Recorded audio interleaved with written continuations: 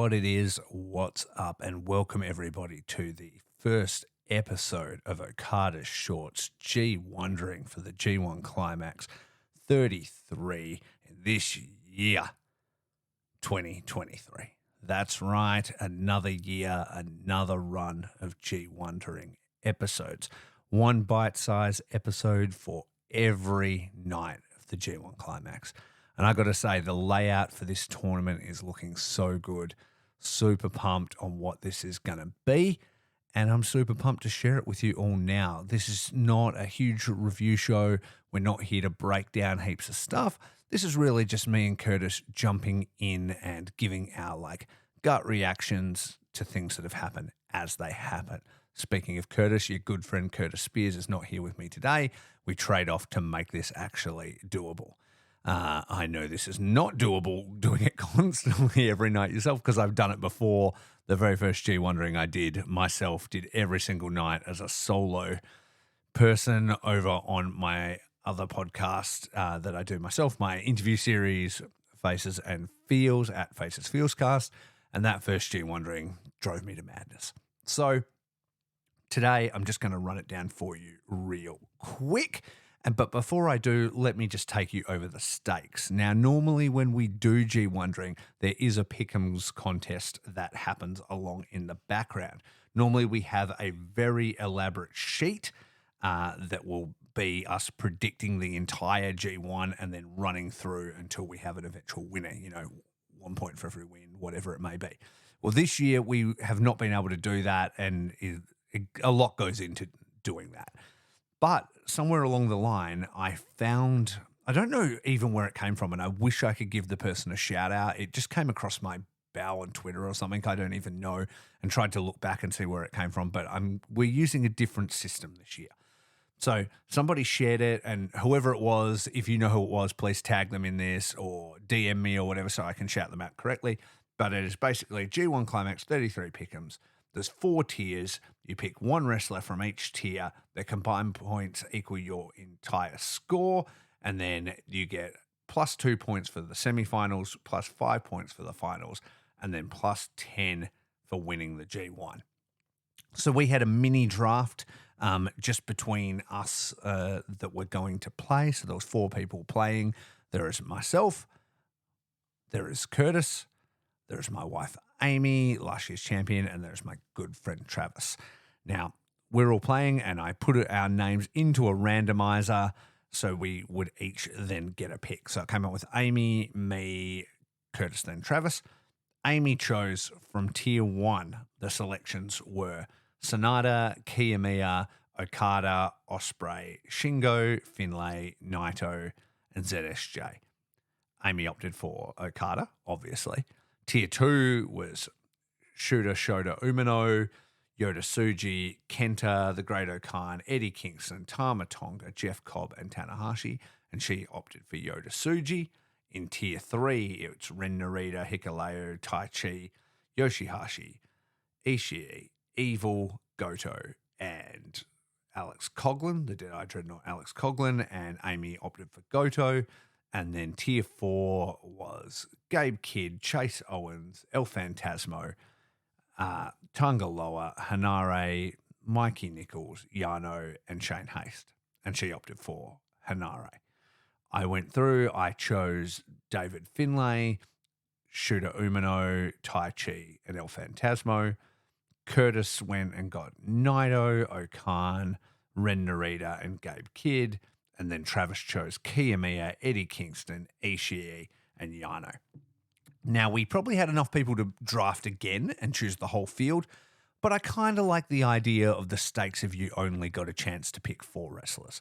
So that's what we did. We stuck with that. Everybody has their 4 guys, and everything is just based on that. So at the end of this episode, I'll run you through where everybody is standings-wise, and then you'll know the stakes as we continue through. So the night kicked off from Hokkaido Prefectural Sports Center, and it was Yoshihashi versus ELP, with Yoshihashi taking the win with a crucifix bomb. Now, I think that's kind of like a new move for Yoshihashi.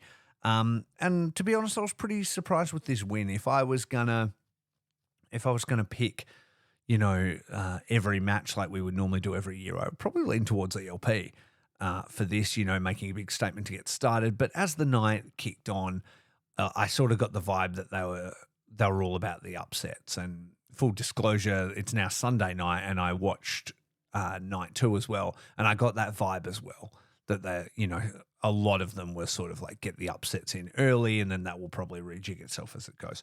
But I thought it was a good match. Yoshihashi, I've given him criticisms for how, awkward he can look, and that's still remained true. I know a lot of people like him now, and I do enjoy his matches. But homie, if you tell me that weird music plays and then he hits the stage and he walks out there and he kind of does this thing where he's like, I guess like shaking out his ankles or something, but it kind of just looks like he's shuffling his feet nervously. He just does himself no favors at all. That said, I will give him props for the blue hair and his new look. I think he's looking cooler, but yeah, he's still got some work to do. As for ELP, his new persona is really enjoyable. I also really enjoyed his press conference. He did a riff on last year's one where he wasn't there and he had texts read out by Chris Charlton that were super brutal. This time it was him apologizing to everybody, but also sort of being scathing and stuff. It was really funny. I'm super looking forward to his match against Tonga Loa now, because he said he said that the main crime of the G1 would be Tonga Loa keeping his scrumptious breasts from everybody, and he wasn't going to fight him. He'd be spending 10 minutes wrestling him to get his shirt off his body so everybody can see how hot he is. So that's pretty funny. But yeah, so ELP down one, but I do think we're going to see some great stuff from ELP in this tournament. Second match was Chase Owens versus Gabe Kidd. Really enjoyed Gabe attacking Chase from behind straight away, bringing a lot of aggression, a lot of fire. Those War Dogs still trying to bring those bodies, and I really enjoy that. I think we'll probably see that being a theme of this, to the point where they sort of forget to rack up points, and that has been a history in the G1 in the past. You'll probably remember guys like Bad Luck Farley just getting disqualified on purpose, and the Gorillas of Destiny running in back when they used to be Bullet Club guys, the firing squad, just to fuck people up, really. And so I think we'll probably see that from Gabe Kidd and Coughlin. I don't think we'll see huge wins from them. There may be an upset here and there, but mostly they'll just be trying to cause trouble and make people's lives hard. Chase fighting back, he did really well, and I think the match, was as quick as it was, because the majority of it was a huge brawl, from the start. The actual match itself only went for 2 minutes and 55 seconds. Winning with the package pile driver, once he hits that, there's was a whole 5 count Chase thing, that's it, over. But yeah, it's an interesting wrinkle in it, and Chase is kind of there as a man without an island in a sense, because you've got all the War Dog Bullet Club stuff going on. You've got the House of Torture, Farley's in Australia, doing the Rogue Army sort of thing, and so it's kind of Chase and I guess Kenta and Taiji Shimori are the only sort of remainders of the old Bullet Club kind of kicking around. So yeah, it's going to be interesting to see, because Chase wasn't even really a part of the kicking ELP out sort of thing. So yeah, I wonder where they're going with him, because yeah, he was saying I've survived 3 eras and of Bullet Club leaders and all that kind of stuff. But yeah, I don't really know what they're doing with him yet. I guess we'll see. Third match was Tonga Loa versus Kenta. This was, this was slow. I felt and it went along. And I also was, I guess, a little bit disappointed right from the start to sort of, see character regression, I guess, from Tonga Loa. Not that we'd seen much, but he had kind of evolved forward past the camo and the military boots and that sort of thing, and was kind of doing the Tama, Iron Man sort of bit more futuristic sort of look as well.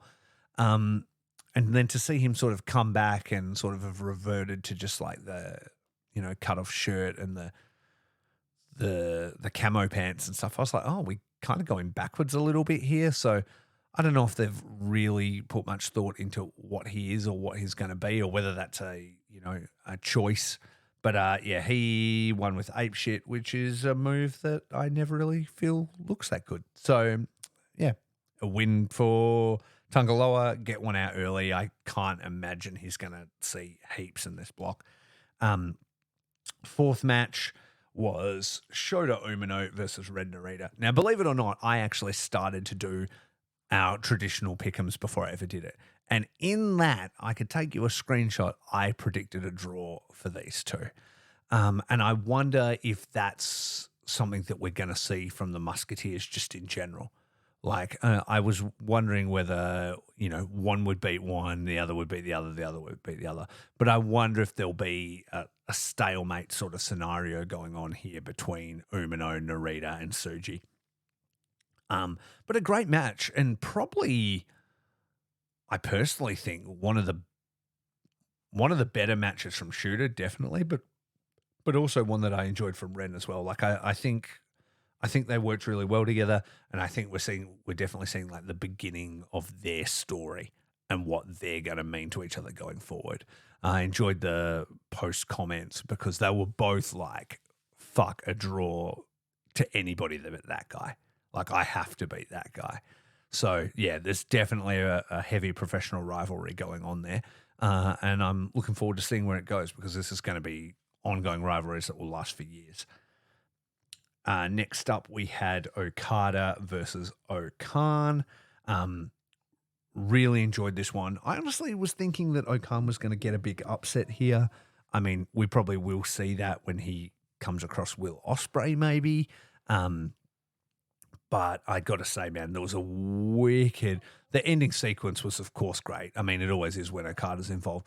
But there was one point where he went for the Rainmaker, and boy, Okan just spun him around and judo through his ass like he was nothing. Hey, it was so badass. And I was like, this is it. And then when he didn't get the win there, I was like, that would have been the perfect spot. But then, it played out and he ends up taking the Rainmaker and goes down. But really enjoyed the match, and I think it gave you a real good idea of how Okan could operate in those big match scenarios. So, yeah, absolutely one to keep an eye on in his block. Next up was Yota Tsuji, Gene Blast Yota Tsuji versus Kaito Kiyomiya. Now, Kiyomiya, Noah boy, I honestly didn't think he was going to win this. I was thinking, Tsuji has been booked so strong since he came back to New Japan, and, he's kind of been lossless. So for him to take his sort of first big loss, I guess, against a Noah talent was very surprising to me. Sorry, picking up a dog. But it was a great match. Really enjoyed it. Really competitive. Kaito's so good, man. Like, I think he can... I think he fits in great in New Japan. I know everybody would love for him to be signed, but I can't see Noah letting that happen. But yeah, big upset here and surprising win by Kaito. But really enjoyed it, and I think this will be one of Tsuji's few losses in this block. I could see him being really dominant as it plays out. Next up was Tai Chi versus Will Ospreay. This was probably my match of the night. I absolutely love this. I love both guys. And the whole stuff with Tai Chi, ringing Will's bell and then him being all disorientated and everything like that was really interesting. Some people were saying online they thought that was shoot, that it was real. I'm not as convinced as that. I mean, I think he might have caught him really well, but I don't think he was like actually, discombobulated and stuff. I feel like it was a bit more acty than that, especially when you watch the post-match press conference, when he comes back and he's holding his ear and he's sort of wandering around aimlessly and stuff like that. I don't think he's that good, an actor in those moments. I, was maybe not convinced it was real, but hopefully he's okay. He might have been collected and a bit hurt, but yeah, hopefully he's totally fine. And a great win for Tai Chi. I was thinking as this happened, I was like, this would be a great win for Tai Chi, but I wasn't sure if they would let a belt like KOPW beat the US champion, because I was thinking there's a bit of a hierarchy in the belts in New Japan. But to let the KOPW champion beat the US champion, I feel like it takes all that off the table. I feel like it means that, anybody can beat anybody, and I enjoy that about it. Last up was also, can I just say as well, Taichi's so fucking good at these strong style matches, and him and Ospreay are so good together, but he's just really just so ready for the next level. It's awesome. Then the last match was Sonata versus Hikuleo. New music and entrance from Hikuleo. That was pretty cool. I'm not all the way convinced that he, I literally was just saying that I thought Tangaloa would benefit from like the Tamatonga cosplay or the same look. I'm not sure that Hikuleo does benefit from that. I don't think it's super flattering for him. I don't think he looks like a badass. And I think it's kind of hard to be like a big man that's a good guy. That's not a thing that's easy to do unless you're like Diesel Power. Wah, wah. You with me, everybody out there? All you Diesel fans, Diesel heads? I don't know. You know who you are. I think there's something to be done, and I think they just need to find what his look's going to be.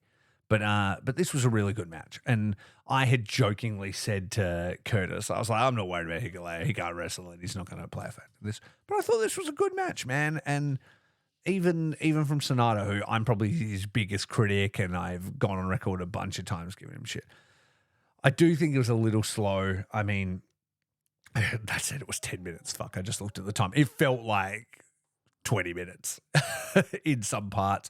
But there was a point where Hikuleo just hit this massive power bomb, and I was like, that should be your finish right there. Just like Diesel. Yeah, buddy. But it was not.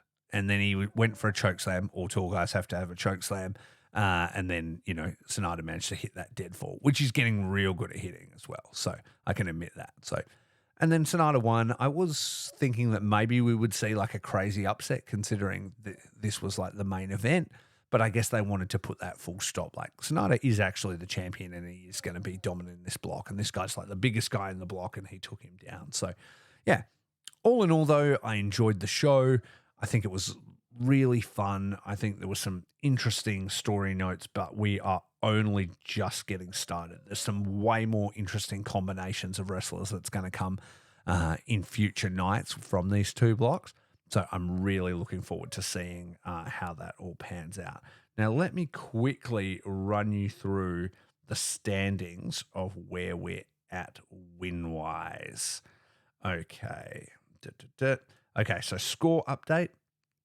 Amy is on 2 after Okada's win. I am on 3 after Taichi's win and Shooter's draw. Curtis is on 1 from Ren Narita's draw with Shooter, and Travis is on 2 from Kaito Kiyomiya's win. So there we go. It's already starting off well, and I have already made a hilarious meme to celebrate my current standing as the leader of the block, which you'll see drop along with this episode. I hope you enjoy it. And if you have seen the amazing Just 5 Guys hair shampoo commercial, you're going to enjoy that one, yeah? This dog will not stop crying despite wants to be up, wants to be down, driving me crazy. But hey, this is what G1ring is. This is straight out the gate hitting you with our thoughts and with our whining dogs. I'm sure you'll hear Curtis's as well when he speaks to him. So make sure if you are not subscribed, if you're not following us on social media, you can do so at Okada Shorts. You can check out Curtis's other show, Throwing Dice Pod, where he talks about war games like Warhammer and D&D and Marvel Crisis Protocol. Check that out. You can check out my other podcast, Faces and Feels. Find that on all social media. I'm on the threads now at Faces Feels Cast. I don't think Okada Shorts is there yet. I don't think either of us has done it.